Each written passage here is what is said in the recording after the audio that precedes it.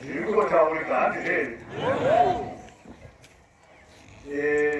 Zvino vamwe vakaziva kuti chii chakaitika, vamwe vanongoziva asi havanyatsi kuziva kuti zvakambofamba sei.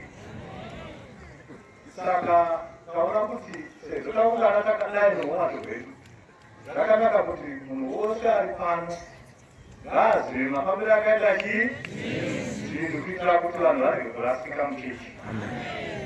Chechi ndiyo iyi, the African Apostolic Church, VAAPOSTORA Africa. Inotungamirwa nomutumwa Paul Magaway, Africa akatumwa. Saka tichapa nguva ino kuna General Secretary kuti vakupei nhoroondo maitikiro akaita zvinhu zvamunongodzwa zvirikutaurika muchechi, kuti muzive kuti zvakafamba sei uye muzive kuti zvino tochidii, tizive mafambiro atinodii atinoita, sezvo kufamba vamwe vachikazika ashiya kuti zvinotoita sei.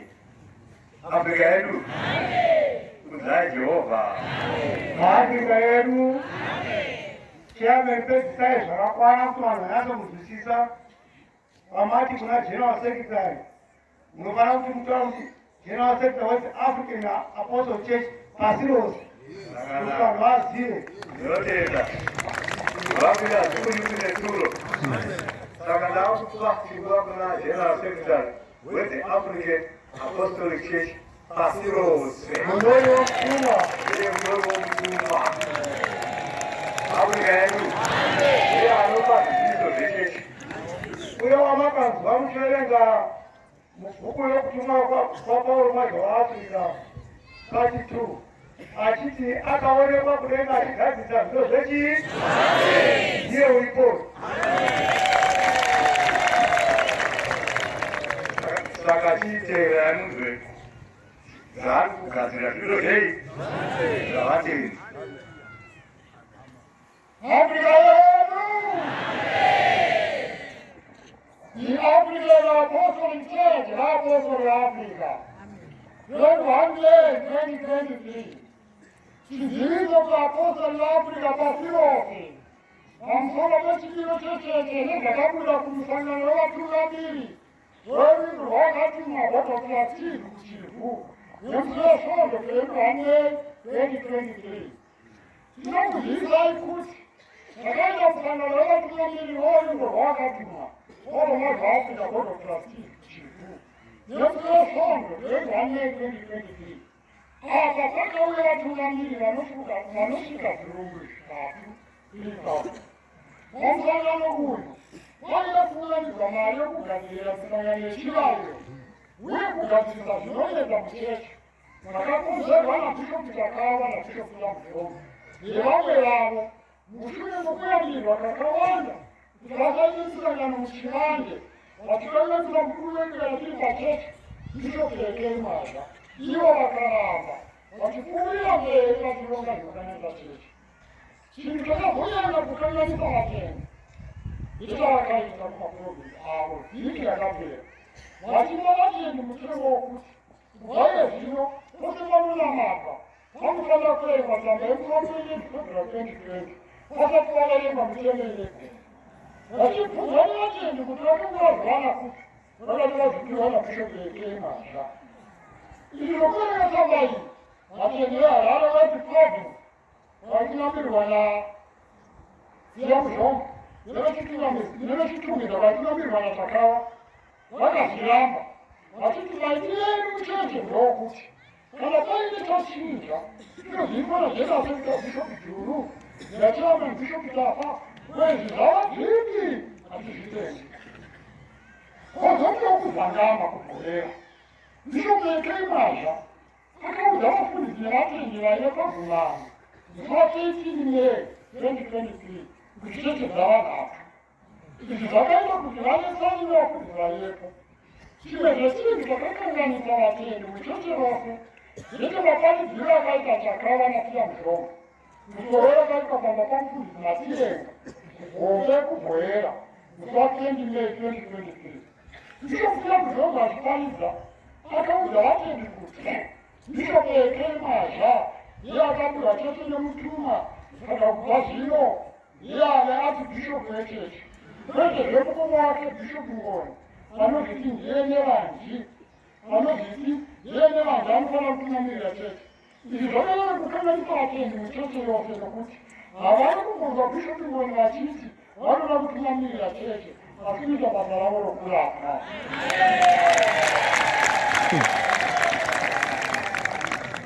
bhishopu chakawanda paridzawo ipapa achiti simera bhishopu ngoni ndiyo mukovoke nokuti haifanire kushandiswa kuiswa pamusoro pevanhu kana kuvabaya navo nokuti handizvo zvatinoita muno muDhauften Apostolic Church vanenge vachitobodza vakadzi nayo chikadziso chakaita kuvatendi ndechekuti chipo yavo inga vakaipiwa uye ikakomborerwa nemutuma ingagozita yemumomusei vatendi vose vanoziva kuti mutuma Pauro mazvo vaAfrica aniteurira vane kuteerera nevasingabereki vakatirika tsimba yake pamusoro kana vanhu vakati takavanira kuti uku humogomo here kana kuwe kwakaita vanhu pamusangano wechivhuru vaida kuti nyaya dzavaviri ava dzitaurwe vapuhwe chirango nokuti vaitosanisa bhishopu ekei mazha mukuru wedu vaipirika chechi nemukoma wavo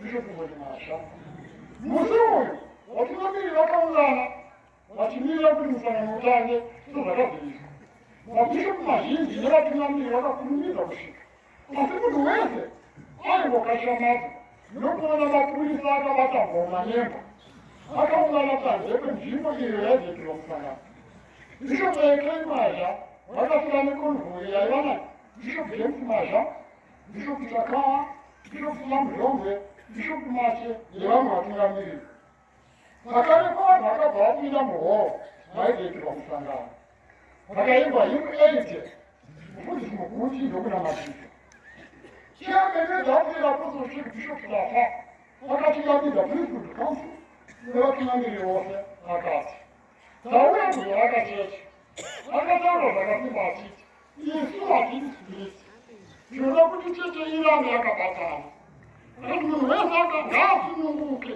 kutaura zviri kukanganisika muchechi tichigobatsirana kugadzirisa zvinonetsa kuti cheche yedu iendere mberi zvakanaka vatungamiri vose vakavava maoko kufanira kutaura zvakanaka kudai akaenderera mberi achiti tisatinotoina musangano bhishopu ekei mazha mukuru wedu nasimba chechi ane mashoko anoda kutanga kutaura kwatiri bhishopu ekei mazha akabva ashaura zviro hymn 30 changamiri muponisi chiwakambozvita akazotaura achiti Pauro weTafa aikomana naBhanabhasi asi pakati pavo pakamuka kusangwana Pauro achiti ngatimutie John Mark nokuti akambozokera shure Bhanabhasi achiti ngatimutorei nokuda kwokutodza nawo Pauro akatora Silas Bhanabhasi akatora John Mark bhishopu ekei mazha akaenderera mberi achiti pane zvava kuzoitika pano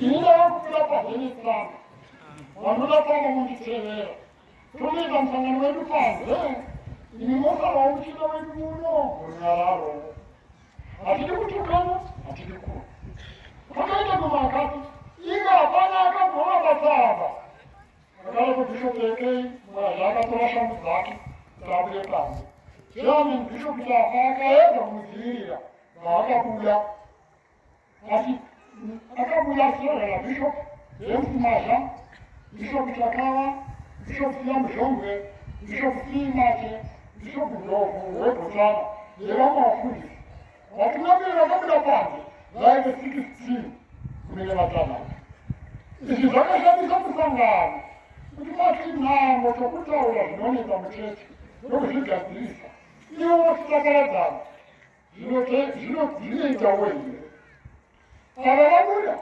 musangano vakaenderera mberi vatungamiriri vakasara zvevanoti bhishopu me mazha priesthood council bhishopu Tafa chairman bhishopu Jeru general secretary bhishopu Esiteka vice chairman region south bhishopu Tekeshe Manicaland south Mozambique neMalawi bhishopu Mkazhinga Mashonaland central bhishopu Mukumba finance chairman Manicaland north Bishop Lomara, this woman, what remember, Halal South.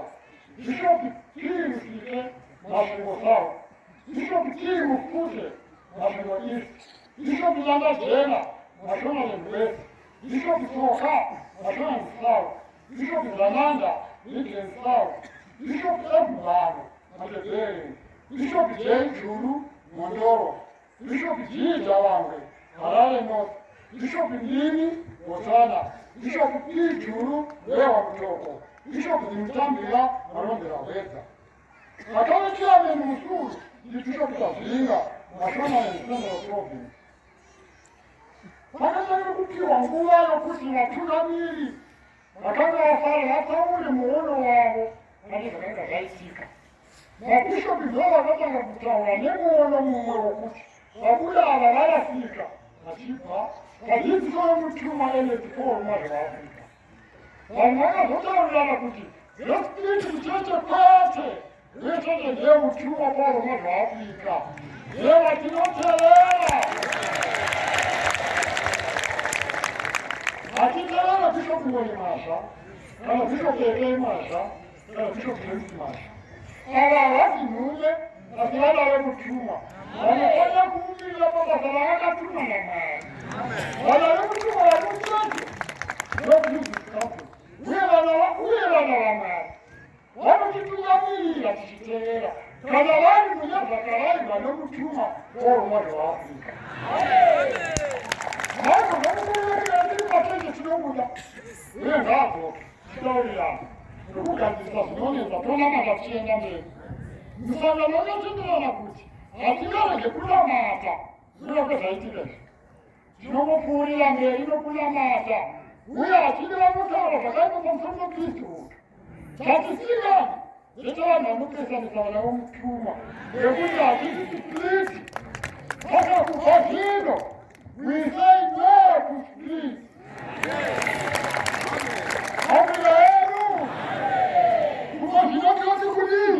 No to split. No to split. No to split. Natenda. Omfanya mkatenda na kuti. Isa atini split. Wewe tunatenda kumtuma kwa mwari wa Afrika. Italian in the head. The Apostolic Church, VAAPOSTORA Africa. Atitele Bishop Woni Masha. Bishop Eke Masha. Kana Bishop James Masha. Takatenda. Wewe tunatenda kumtuma kwa mwari wa Afrika. Na Bishop kuna province. Wale za vizuri zote za kuboti. Yeye zaone kushika kumtuma kwa mwari wa Afrika. Chocha tunamili ndio kubibidoka. Kama mtu tukitenda shiki. Wote wakashabisa social media ni njia isiyo. Yakaita so kunyomba, kutuka, kutosha milishonga. Upuma wanu urowe. Nokuti kutemwe Simple Security Act. Haukendele hivyo, nyokulalo sinengozi. Msangano wechila ilotenda mbele. Sasa kwa Mungu afikiri wetelele. Watu ngambili walikili mali zote zilongwa. Na wana wao ya naso. Niziwa wechila hilo. Chitatenga zimwendisa. Wataenda kutenga Bishop Eke Masha moja. Tawa kutenga hili okuta kuna chila hilo.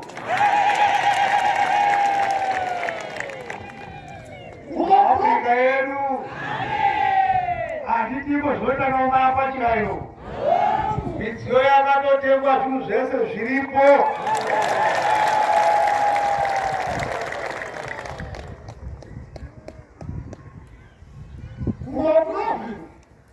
Hakuna bishop anozinga munhu muchechi. Kana kumisa kunyanata. Zika zikane. Uyetendele bhosi. Amen. Kubhodiyo. Kubhodi. Iyo zoisawo uye kusvika kumutuma kwa mwari wa Afrika. Iziliso. Harare West. Yakaitunamirwa nanga Bishop Silam Jombe. Yakutunamirwa na Bishop Chome. Chitumiza yakaitunamirwa nanga Bishop Chakawa. Yakutunamirwa Jela Center Bishop Richard Juru. Uchawene kumano yawane zvichiudzwa nemaguta nemaro akapoteredza kuti zvinhu zvakanserenime kumano iyo yakaita ikanga ine vanhu 10,000. Matebeleni yose yava kutulamirwa nabhishopu mhando. Okona yose yava kutulamirwa nabhishopu ini. Hakuna yenu ndosiziso takati muziye uye takatumira kumaprovinsi kwese kuti ziziso rimwerengerwe. Makapiwa here? Makapiwa here kwese kwese? Tinotenda Mwari.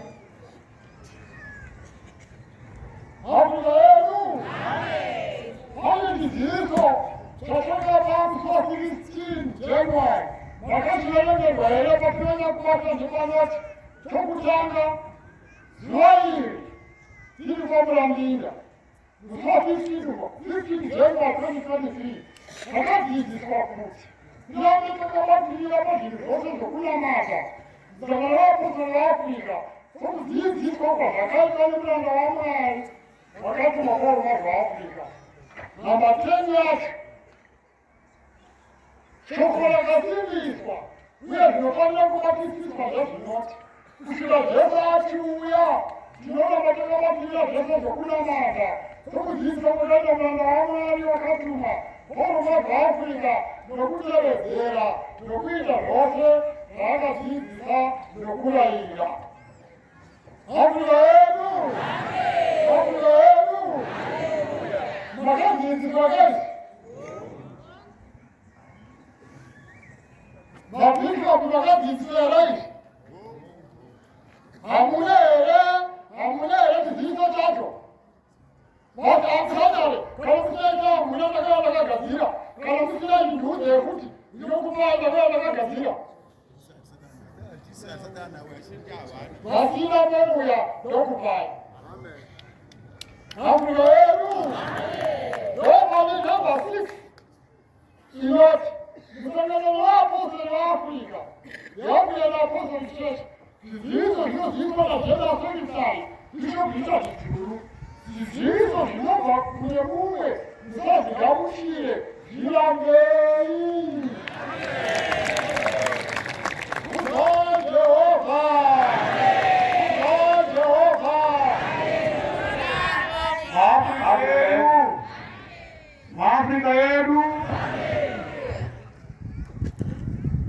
ipapapo ndo panoda zivo manje. Vanhu vakawanda vasakamutoona Uziya akaona vanhu vachipara, vakabvunza achiona vanhu vachipara, akanzi vanhu vari kuparara vanoda kusha vachiziva. Hapana chinhu chinofana kunetsa munhu muno muAfrica Apostolic Church, nokuti chechi yakarongwa kudenga haina kurongwa panyika kai. Zvinhu zvose zvinoitwa pachena, uchiziva kuti kana tikabva panapa iko zvinezvi takuinda apa kubva pamatungamiriro echechi zvese zvakadii zvakarongwa. Pazviziso zvamuri kupuwa izvi zvoda kuti muzvibatisise muzvigare muinazvo. Haikona kugamuchira chiziso chinobva kana kune mumwe munhu kana masocial media awo. Chero chigakwa chiri mubhawa chinongotumirawo social media yacho kana udhayisiso zvatinodii sezvachinoda. Saka ivo vana vazvinwa zvichitaurwa wobva kuti zvataurwe chii. Ivo unofana kubva kuti zvinhu zvabva kuna ani. Kana wongoziva chete kuti zvinhu zvabva kuna ani zvatopera utakamburi muAfrica yedu.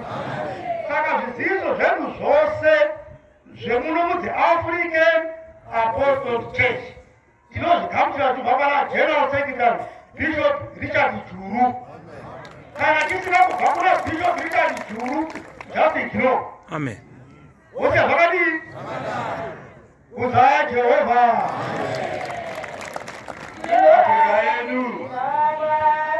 Afrika yedu ruregerero vana vaMwari, manzwa nhoroondo yamafambiro akaita zvinhu zvamava muchingonzwa zvikutaurika muchechi nhaika. Manzwa maitikiro azvo chaiwo azvakadii.